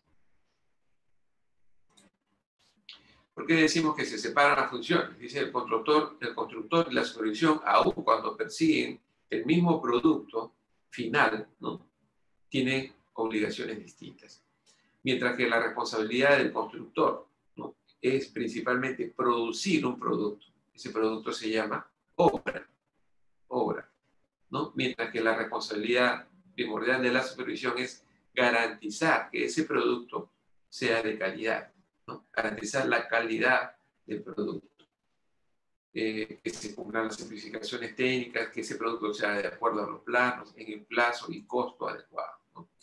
El campo de la supervisión, entonces, es muy amplio y juega un papel muy importante en toda clase de obras, ¿no? Y hablamos que es amplio porque la ingeniería, como la ingeniería civil, en realidad es muy amplia. O sea, así como lo único que yo siempre digo es que, por ejemplo, así como los médicos tienen su registro del Colegio Médico del Perú, aparte, tienen su registro de especialistas. Yo ansío en que en algún momento los ingenieros también tengamos, o sea, aparte de nuestro registro SIP, ¿no? Tengamos un registro de especialistas, o sea, especialista en puentes, especialista en carreteras, especialista en edificaciones, etcétera, en hidráulica, y que tengamos un registro porque has hecho una especialidad, ¿no? No que hayas hecho una maestría, no que hayas hecho un doctorado, sino que como parte de eso, porque los médicos un año son residentes en esa especialidad, ¿no? O sea, se especializan en cardiología, en gastroenterología, en otorrinolaringología, etcétera, ¿no? Así también el especialista en ingeniería, en puentes, en aeropuertos, en carreteras, entonces también debería ser un año de trabajo en esa, pero bajo unos regímenes rigurosos de exámenes, ¿no? Que saques esa especialidad. Ojalá que algún día, yo siempre lo comento, ojalá que algún día tengamos también, así como los médicos, que seamos especialistas. Somos, pero bajo nuestro mismo sí, ¿no? Nos falta eso, ¿no? Importancia de la supervisión. Así, solamente como la mayoría de las fotos que aparecen, yo siempre guardo fotos mías porque justamente para las exposiciones, ¿no? Acá estamos con el alcalde de Talara, ¿no? Visitando obras civiles, y ya hace 5 años atrás más o menos, ¿no? Acá estaba con mi asistente. Y bueno, acá es una foto de un aislador sísmico que son obligatorios en los hospitales. Importancia de la supervisión. La supervisión tiene una responsabilidad legal, ¿no? ¿Por qué? Porque hay un contrato de por medio y hay que cumplirlo. Y moral también, ¿no? Ahí entra la ética. Respecto del cumplimiento por parte del contratista en la seguridad, higiene del personal técnico y también de los obreros de la obra, y sobre el impacto que los procesos constructivos tengan sobre el medio ambiente. Hay una responsabilidad del supervisor por el cumplimiento de la parte de higiene y seguridad del personal técnico y obrero del contratista, y también del personal de la supervisión, ¿no? El supervisor tiene que velar, ¿no? por que se implementen las medidas de seguridad, medio ambiente, higiene y salud, ¿no? Velar que se den las charlas de seguridad, que esté toda la señalización, ¿no? Las prevenciones, zonas seguras, etcétera. Si hay zonas donde se camina y hay posibilidad o riesgos de caída, todo después. Eso es responsabilidad del contratista, pero del supervisor de alertar también si es que no se está cumpliendo, ¿no? Porque desde el hecho que, desde el momento que viene un volquete y levanta su tolva para descargar arena o ripio, lo que sea, se generan impactos ambientales significativos. Y ese polvo, o sea, de repente antes de echar una mangueradita de agua, no sé, hay diferentes formas, ¿no? De evitar los impactos cuando estás haciendo un edificio y a veces de arriba del 5.º piso botan todos los ripios, los pedacitos de ladrillo que sobrado, todo eso, y los tiran, ¿no? Así sale el polvo, ¿no? Hay otras empresas que ponen como un tubo, lo descargan por ahí y va directo a un lugar especial, ¿no? Después, o va a un volquete directamente y se lo llevan, ¿no? O sea, hay formas de evitar o mitigar impactos ambientales significativos y también de evitar, por lo menos, de tratar de evitar accidentes que a veces pueden ocurrir. Si les contara, le puedo pasar varias horas contando sobre accidentes. No es que me han ocurrido muchos, y hay otros que me han podido ocurrir, pero no han ocurrido, gracias a Dios. Pero por eso es las medidas de seguridad, ¿no? Las habilidades interpersonales del supervisor. El supervisor es responsable de establecer su autoridad en la obra, así como también el residente tiene que prevalecer su autoridad, el supervisor también, ¿no? Como resultado de su ejercicio profesional. Y esto únicamente se logra si es capaz de guiar con éxito la conducta del personal a su cargo y del equipo técnico y del obrero del contratista. El simple hecho que el supervisor esté caminando por la obra, que demuestra autoridad. Ahí viene el supervisor, ¿no? Pero no es cualquier supervisor, es el supervisor porque es amable, viene y saluda, buenos días muchachos, esto, el otro, ¿no? ¿Cómo van? O sea, y además, y te puede decir, no estás haciendo bien, o sea, ponte tu casco o esto, o sea, impone autoridad, ¿no? Desde que te ven, o sea, eso tiene que ganártelo, o sea, no es que empieces a gritar a todo el mundo, yo soy el supervisor acá, yo soy el que mando, no es así tampoco, ¿no? Es respeto, ¿no? Con los profesionales del contratista, con sus profesionales y con el personal obrero también, ¿no? En la medida que el supervisor colabore con su equipo humano dictando órdenes atinadas y oportunas, se convertirá en un líder y tendrá menos dificultades para ejercer su autoridad, que es la que debe tener, así como el residente también, ¿no? Eso es básico, ¿no? Valores y actitudes del supervisor. Dice, el desempeño del supervisor también se ve fuertemente influenciado por un tercer componente, los valores y las actitudes. Smith, en 1987, dice, el fracaso de un proyecto atribuido a una deficiente supervisión no únicamente se da por incompetencia técnica o por fallas en la integración humana, sino también por la falta de ética profesional. ¿Qué pasa cuando ya vemos una balanza con dinero, ¿no? ¿Qué pasa cuando el supervisor a veces, a nosotros nos ha pasado, ¿no? Y no de ahora, sino de años, y esto no es de años, sino de siglos atrás, ¿no? ¿Qué pasa cuando, yo me acuerdo hace 20 años atrás, un poco más, teníamos 2 obras en diferentes sitios, supervisadas por una misma supervisora, ¿no? Muy conocida en el medio, pero parece que no les paga muy bien a sus supervisores y eso son obras diferentes, ¿eh?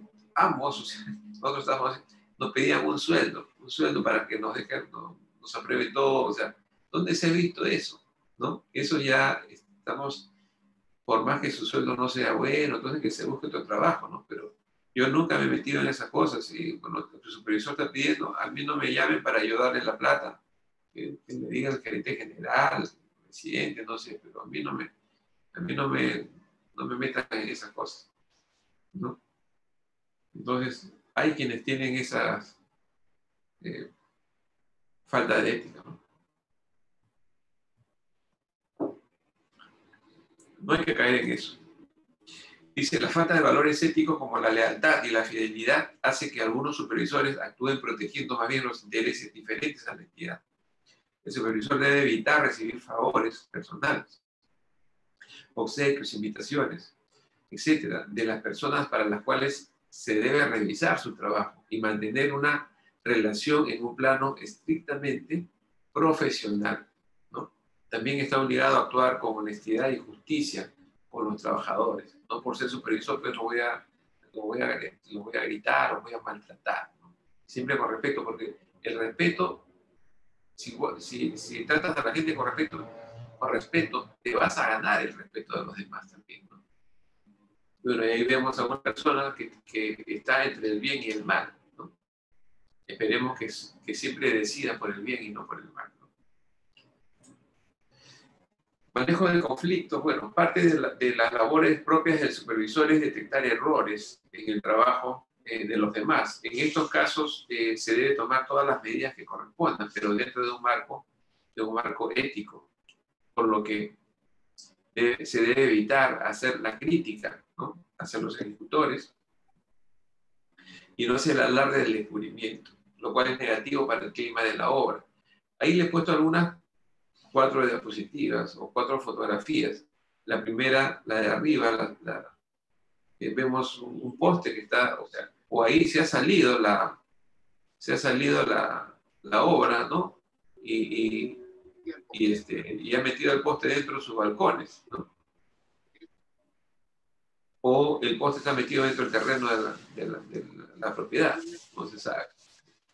También la fotografía inferior izquierda de la escalera, parece que han visto solamente un plano y lo han hecho como está en el plano.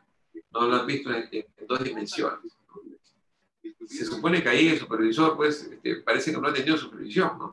En la fotografía del medio vemos 2 urinarios y ahí debió alertarse a la entidad. Bueno, aquí no entran 2 personas juntas, ¿no?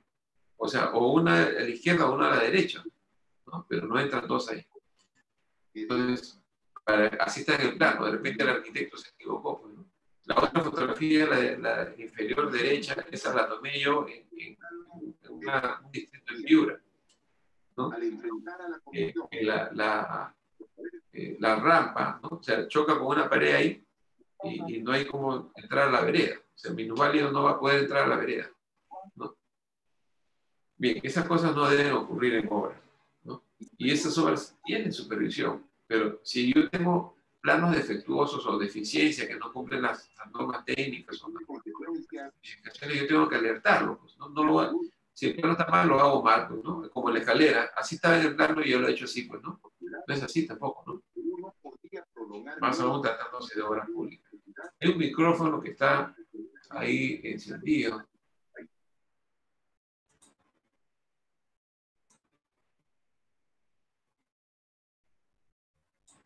Ya lo desactivaron.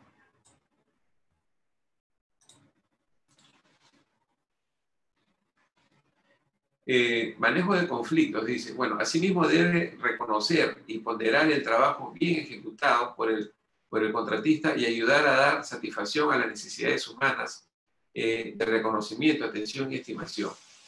Nada le cuesta al supervisor decirle al residente que bien, mira, tu maestro de obras, excelente, está haciendo bien su trabajo, sabe, digamos, coordinar con la gente, ¿no? Mantiene limpia la obra, o sea, reconocer, ponderar el trabajo bien ejecutado. Si sigues así, dile con su nombre, pues, ¿no? Ismael, ¿no?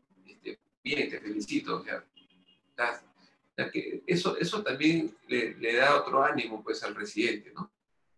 O de repente le da cólera que esté avanzando y más bien empieza a poner trabas, ¿no? Eso ya pues, no es un supervisor, ¿no? Tiene que apoyar. Y parte de ese apoyo también es un incentivo que no cuesta unas palabras, decirle te felicito, mira, tu personal está cumpliendo con las normas de seguridad, la chata, muy bien, muy buen trabajo. Eso no cuesta nada. Supervisión técnica de obra. Ese se refiere al empleo de una metodología para realizar la actividad de vigilancia, de la coordinación de actividades de cumplimiento a tiempo de las condiciones técnicas y económicas pactadas entre quien ordena y financia la obra y quien ejecuta a cambio de un beneficio económico, que es el contratista. Entonces, estamos hablando de metodologías. Aquí, estas metodologías simplemente, muchas, en la mayoría de los casos, no hay una metodología, o vas a encontrar un libro para la metodología de trabajo que tiene que emplear la supervisión. Eso simplemente lo vas a ganar con tu experiencia. Estoy supervisando un hospital, una construcción de un hospital, un colegio, una carretera, lo que sea. Yo tengo mis propias metodologías de supervisión, ¿no? De repente su metodología es estar metido en su oficina y mandar a todos sus asistentes a que revisen y después le informen, ¿no? No, eso tampoco, ¿no? O sea, hay obras que son lineales, como carreteras, canales, ¿no? Otros tipos de obras, en las que el supervisor tiene que estar en todos los tramos, si queremos llamarlo así, en los sectores, ¿no? Y si yo no puedo estar en todos, tengo que tener la cantidad de gente necesaria para poder estar supervisando, porque cuando no hay supervisión, las cosas sobre todo, yo les digo, pongan una cámara oculta. Una vez así puse y alguien me dijo, yo supervisor, me disfracé de campesino y me senté ahí en un cerro a observarlo. No se dieron cuenta que era yo y vi las cosas que sucedían en la obra, ¿no? Entonces, eso pasa cuando no hay supervisión. No está el supervisor, de repente viene con su carretilla, le echan más agua al cemento, a la mezcla, ¿no? Para poder terminar más rápido y eso desmerece, digamos, la resistencia del concreto. Pero cuando viene el supervisor, todo el mundo está bien, tranquilo, con seguridad, con su casco, todo. Cuando se va el supervisor ya empiezan a hacer de la suya. Y eso es lo que pasa realmente. El artículo 186 del reglamento nos habla sobre el inspector o supervisor, reglamento de la ley de contratación del Estado. Dice que durante la ejecución de la obra se cuenta de modo permanente y directo con un inspector o supervisor, ¿no? Según corresponde, ¿no? Queda prohibida la existencia de ambos en una misma obra. El inspector es un profesional, funcionario o servidor de la entidad. Es lo que alguien preguntaba, ¿no? O sea, el inspector es un funcionario de la entidad, mientras que expresamente designado para eso, mientras que el supervisor es una persona natural o jurídica especialmente contratada para dicho fin, es un externo. Ambos tienen la misma función, solamente que cambian de nombre por la modalidad de contratación. Uno es un funcionario de la entidad y el otro es una persona natural o jurídica contratada externamente, específicamente para ese fin.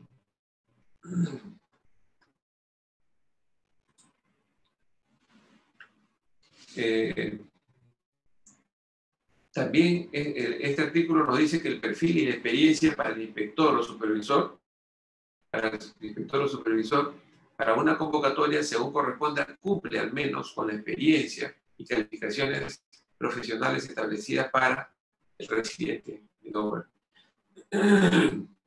Es lo que le decía, que el inspector o supervisor debe tener mínimo la misma experiencia, cumple al menos con la experiencia y calificaciones profesionales establecidas para el residente. Mínimo eso, más tendría que hacer, ¿no? Es obligatorio contratar, dice un supervisor, cuando el valor de la obra a ejecutar sea igual o mayor a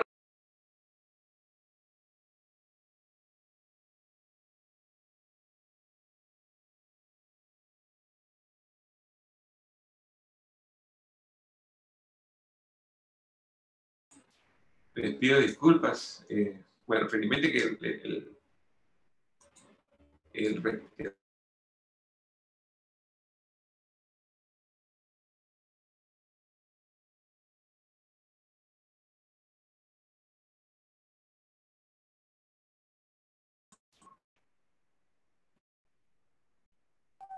bien, entonces es obligatorio, estábamos diciendo que cuando el valor de la obra a ejecutar sea igual o mayor al monto establecido en la ley de presupuesto. ¿Cuánto es ese monto? 1.000 UIT, que son 4.300.000, ¿no? 4.300.000. También el reglamento establece que cuando, por ejemplo, empiezas la obra y todavía no has cerrado el contrato con el supervisor, puedes poner a un inspector, no contratar, porque el inspector es de la entidad, ¿no? Siempre y cuando que las valorizaciones acumuladas no superen los 4.300.000, ¿no? La obra puede ser, porque la ley de presupuesto dice para obras mayores a 4.300.000. En este caso la obra puede ser de 20 millones y tú dirías, pues, no puedo contratar a un inspector. Sí, siempre y cuando las valorizaciones acumuladas no pasen. O sea, el primer mes he hecho 2 millones ya. Segundo mes, 2 millones. No he pasado los 4.300.000 y puedo tener un inspector en la obra, ¿no? Pero si llega al tope, ya sí tengo que esperar tener a un supervisor, ¿no? El supervisor, su papel y su perfil.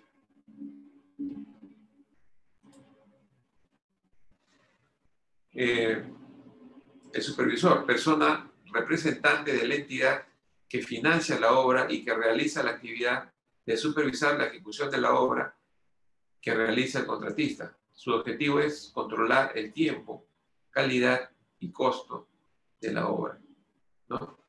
¿Cuál es el objetivo del supervisor? Tiempo, calidad y costo. El individuo solo puede llegar a ser buen supervisor, ¿no?, a través de una gran dedicación a tan difícil trabajo y de una experiencia ilustrativa y satisfactoria adquirida por medio de programas formales de adiestramiento. Estamos hablando de capacitación, ¿no?, continua también. Por ejemplo, tenemos obras importantes como un hospital en Selva Central y nos dice, y el supervisor se nota que no conoce o no está actualizado en la ley de contrataciones del Estado. Entonces, un supervisor que está supervisando una obra del Estado tiene, pues, o sea, en esta obra no quería, o sea, como el contrato había sido en 2019, decían, no, la normativa es el decreto supremo 377. No, ahorita estamos con el 350 todavía, o sea, antes del 056 de 2017. Pero ya quería, yo le leí, ¿no? Le dije al presidente, mira, en las disposiciones complementarias, transitorias, no sé qué dice, del reglamento, al final, dice que el reglamento entra en vigencia a la fecha de convocatoria. O sea, no a la fecha porque la convocatoria pudo ser una fecha y un año después fue el contrato. No, es la normativa que estaba vigente a la fecha de la convocatoria es la que sigue vigente durante toda la ejecución de la obra, ¿no? Pero él no quería cambiar la normativa, ella quería hacer otra cosa.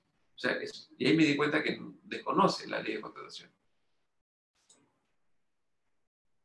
El perfil del supervisor, dice, debe ser un profesional con la capacidad suficiente para vigilar el cumplimiento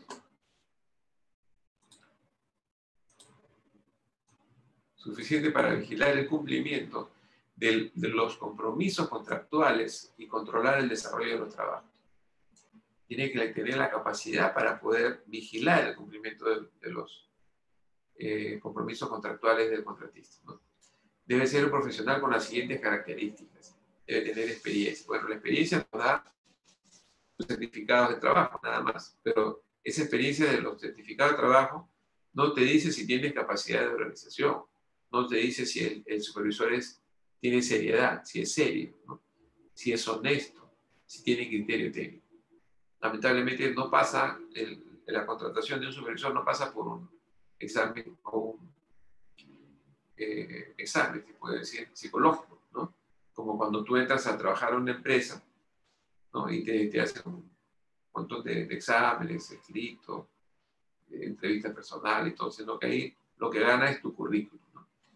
Pero en tu currículum no dice si tienes capacidad de organización, si tienes seriedad, si eres honesto y si tienes criterio técnico.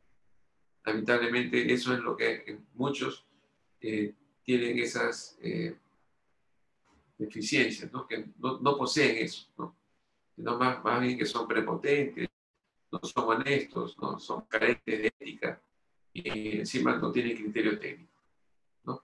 Todos son, a veces, yo conozco supervisores que solamente son mesa de partes. El contratista le pregunta algo, no, se lo manda para la entidad. La entidad, o sea, es un ping-pong nada más, que lleva y trae información, pero nunca opina. Tampoco, como dice Kenji, ¿no?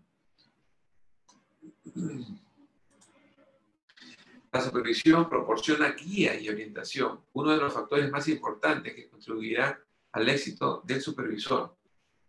En todo cuanto haga es poseer y saber usar sus cualidades de orientador y guía.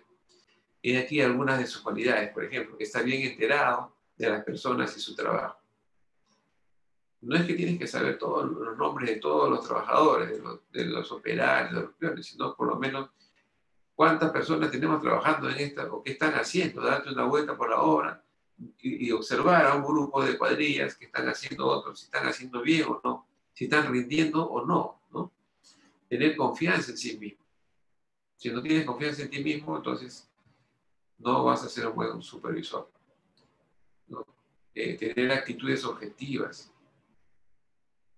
actitudes objetivas. Entonces, cuando conversas con el supervisor o cuando te preguntan algo, dar, digamos, respuestas, opiniones atinadas, ¿no? Opiniones técnicas y legales, si es posible, porque tienes que conocer el reglamento de la ley de contrataciones y algunas otras normas más. Ser sencillo, ser humilde, no ser prepotente, ¿no?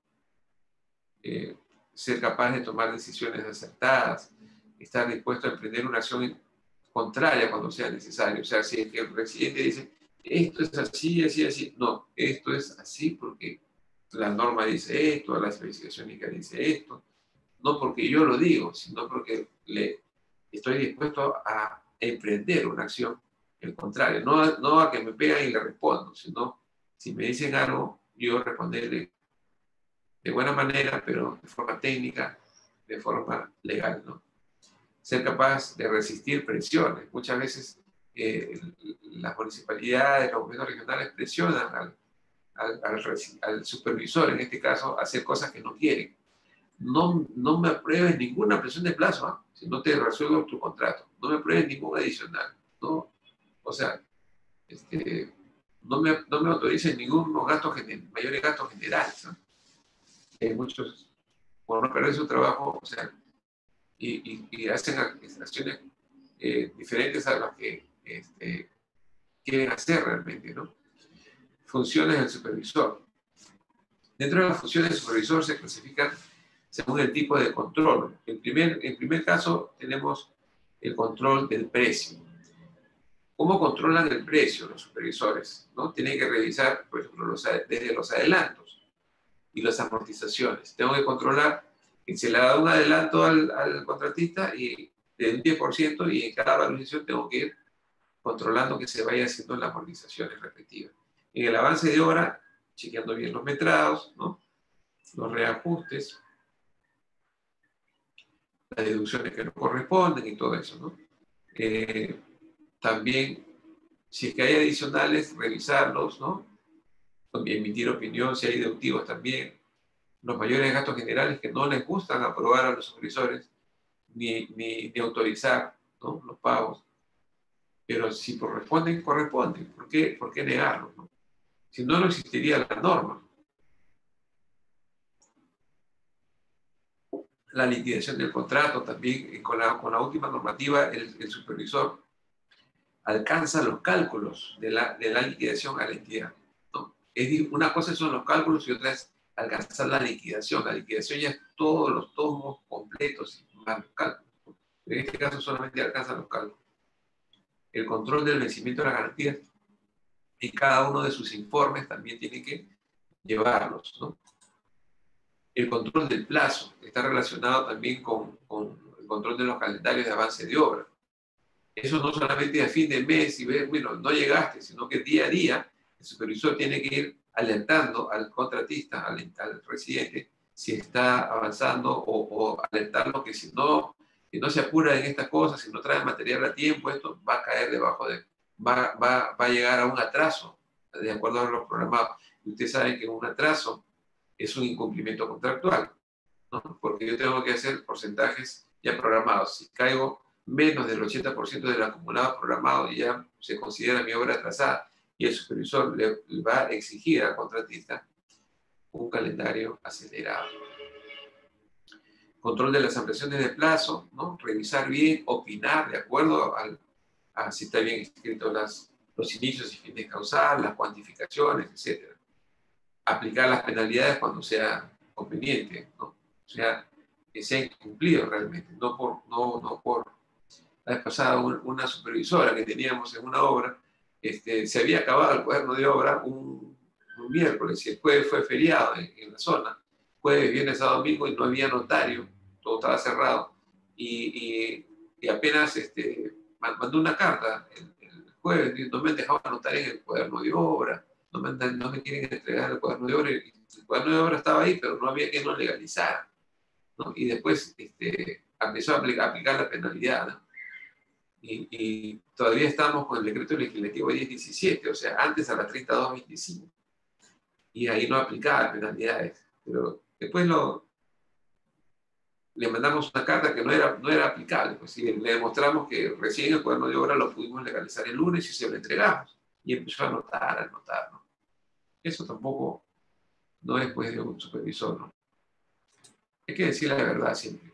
Control de calidad. Bueno, en control de calidad tenemos pues control de los procesos constructivos. No solamente sacar el concreto, llevar, no. Que los derechos estén bien puestos, ¿no? Que usen maderas apropiadas, pues, o si usa madera o si usa cofrados metálicos, no sé, pero que sean apropiadas, ¿no? O sea, con calidad, ¿no? Que al sacar la madera no te van a quedar pues todos deformes los encofrados, ¿no? Control de calidad de las instalaciones, control de los ensayos y pruebas, controles topográficos, entre otros, ¿no? Control de calidad de los trabajos ejecutados, que ya hemos mencionado también un poco en la parte de residente. Control de maquinaria, hay que ver si la maquinaria está rindiendo lo que mandan los análisis de precios unitarios. Para el control de calidad también deberá verificarse el cumplimiento de las normas técnicas que resulten aplicadas, como por ejemplo las normas técnicas sobre edificaciones. Si estoy haciendo una carretera, las normas que establece el Ministerio de Transportes, ¿no? Si estoy haciendo un hospital, las normas que establecen las normas técnicas de salud, de PINSA, por ejemplo. Cada uno en su ramo, ¿no? Control de obligaciones contractuales. También dice otro tipo de obligaciones distintas a las anteriores. Puede ser, por ejemplo, la seguridad, normas específicas, normas relacionadas con el impacto ambiental, ¿no? Que esté si tú haces un edificio,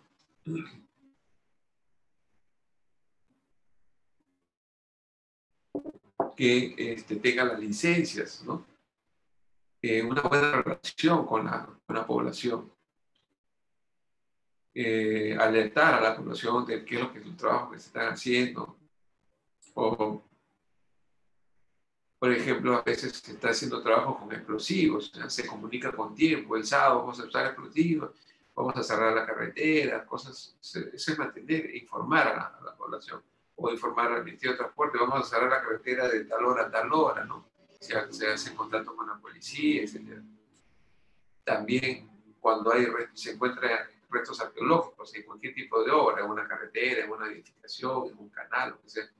Una vez estábamos haciendo, por ejemplo, una línea de el sistema de agua potable para Hilo, y hace como 22 años más o menos. Y encontramos restos arqueológicos. El año pasado, hace 2 años, también encontramos en Camaná, en Arequipa, restos arqueológicos en una zona del hospital que estamos haciendo, ¿no? Y bueno, esto tiene un procedimiento, hay que hacer, se generan adicionales, ampliaciones de plazo, afecta la ruta crítica, ¿no? Hay que sacar permisos al Ministerio de Cultura, contratar arqueólogos, hacer todo el proyecto de rescate arqueológico, ¿no? Hasta que ya terminas todo sacar y el mismo ministerio te autoriza que recién puedas avanzar tu obra después que ellos han sacado sus barcos, sus cerámicos, ¿no? Sus textiles y todo eso, ¿no? Reconocimiento del área de proyecto. Hay que conocer bien el área de proyecto, inclusive hay inclusive bases que te preguntan, que te piden que tanto el supervisor como el contratista hagan un recorrido para que puedan hacer bien su propuesta técnica y económica. El supervisor también tiene que presentar informes mensuales de control de calidad por los adicionales que hayan ocurrido, por ampliaciones de plazo u otros, ¿no? De documentos necesarios para iniciar la obra, participar en la entrega de terreno, utilizar el cuaderno de obra. Estamos llegando al fin. Las funciones del supervisor, de acuerdo al reglamento de la Ley de Contrataciones del Estado, Decreto Supremo 344/2018 EF, dice que la entidad controla los trabajos efectuados por el contratista a través de un inspector o supervisor, según corresponda, ¿no? Quien es el responsable de velar directa y permanentemente, o sea que el supervisor también tiene que estar permanentemente en la obra, ¿no? Por la correcta ejecución.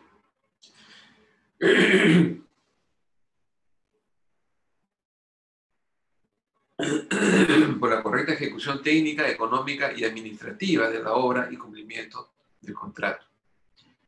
Esto lo dice el reglamento. El supervisor es responsable de la debida y oportuna gestión de riesgos durante todo el plazo de la obra, debiendo absolver las consultas que formule el contratista según lo previsto en los artículos siguientes. Bueno, ahí también, en la parte de absolución de consultas o ocurrencias en la obra, también está establecido los plazos para que el supervisor responda a las consultas y cuando no, las eleva a la entidad, ¿no? El inspector o supervisor, según corresponda, dice, está facultado para ordenar el retiro de cualquier subcontratista o trabajador por incapacidad. O sea, personas que no están en capacidad de hacer esos trabajos o incorrecciones. O sea, están haciendo algo incorrecto, ¿no? Que a su juicio perjudiquen la buena marcha de la obra, para rechazar y ordenar el retiro de materiales o equipos con mala calidad. En principio, el residente es el que debe rechazar sus materiales si es que no lo ve bueno, pero como última instancia, el supervisor también debe verificar que los materiales que no están en buenas condiciones, ¿no? O no cumplen las características o especificaciones técnicas, deben ser rechazados por mala calidad. Yo me acuerdo, acá en Lima, cuando yo recién llegué de Bolivia y empecé a trabajar acá, bueno, estuve primero haciendo unas supervisiones con INFES y de ahí entré a trabajar como gerente técnico de una constructora acá en Lima. Y esta empresa tenía varias obras en varios sitios del país.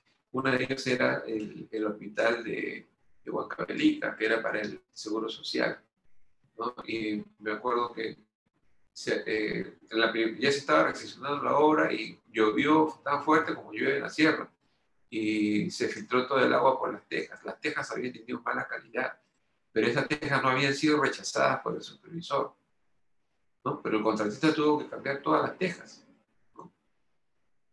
Como una mala calidad de un insumo, de un material, te puede ocasionar, digamos, y eso, en la filtración de agua te empieza a deteriorar otras cosas, falsos cielos rasos, tienes equipamiento, se puede malograr, se moja, entonces nos ocasionó muchos daños el haber, tuvimos que cambiar todo el techo del hospital, ¿no?